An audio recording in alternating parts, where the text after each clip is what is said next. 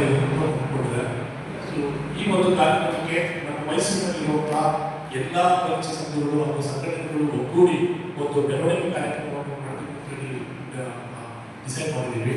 ಈ ಒಂದು ಮೆರವಣಿಗೆ ಕಾರ್ಯಕ್ರಮವನ್ನು ನಾವು ಮೈಸೂರಿನ ಅರಮನೆ ಹೋಗಿ ಶ್ರೀ ಆಂಜನೇಯ ಸ್ವಾಮಿ ದೇವಸ್ಥಾನದ ಮುಂಭಾಗದಿಂದ ಹೊರಟು KR ಈ ದೇವರಾಜ ಮೂಲಕ ಮೆಟ್ರೋಪೋಲ್ ತಪ್ಪಿ ನಂತರ ಅದು ಕರ್ನಾಟಕದ ಕಲಾಮಂದಿರಕ್ಕೆ ಅದನ್ನು ಆ ಒಂದು ದೇವೋತ್ಸವ ಮೆರವಣಿಗೆ ತಲುಪುತ್ತೆ. ಸೊ ಈ ಒಂದು ಮೆರವಣಿಗೆಯಲ್ಲಿ ನಮ್ಮ ಕೈವಾರ ದೇವರ ಒಂದು ರಥವನ್ನು ನಾವು ಅದನ್ನು ಓಡಿಸ್ತೀವಿ. ಅದ್ರ ಜೊತೆಗೆ ಕಲಾತಂಡಗಳು ಕೂಡ ಇರ್ತವೆ. ಸೊ ಅದಾದ ನಂತರ ಕಲಾತಂಡದಲ್ಲಿ ಕರ್ನಾಟಕ ಸರ್ಕಾರದ ವತಿಯಿಂದ ಸರ್ಕಾರದ ಒಂದು ಕಾರ್ಯಕ್ರಮಗಳು ಕೂಡ ಇರ್ತದೆ.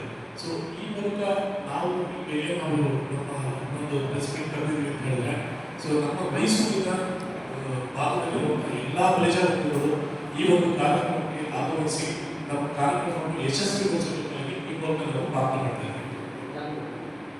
ದಯಮಾಡಿ ಎಲ್ಲ ಪ್ರಜಾಪ್ರತಿನಿಧಿಗಳು, ಸೊ ಬಲಿಜ ಬಂಧುಗಳು, ಸಾರ್ವಜನಿಕರು ಎಲ್ಲರೂ ಕೂಡ ನಾವು ಬಂದು ಭಾಗವಹಿಸಿ ಈ ಒಂದು ಕಾರ್ಯಕ್ರಮವನ್ನು ಯಶಸ್ವಿಗೊಳಿಸಬೇಕಾಗಿ ಈ ಮೂಲಕ ನಾವು ಕೇಳ್ಕೊಳ್ತೇವೆ. 40,000 ಜನ ಇದೆ.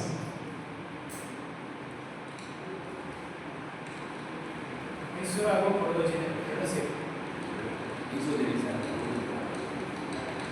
ತೆಲುಗು ಭಾಷಿಕರ ಸರ್?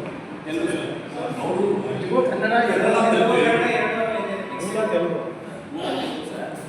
ಏನಾಗಿದೆ ಅಂದರೆ ಬಲಿಜ ಇದರಲ್ಲಿ 33 ಉಪಖಂಡ ಇದೆ.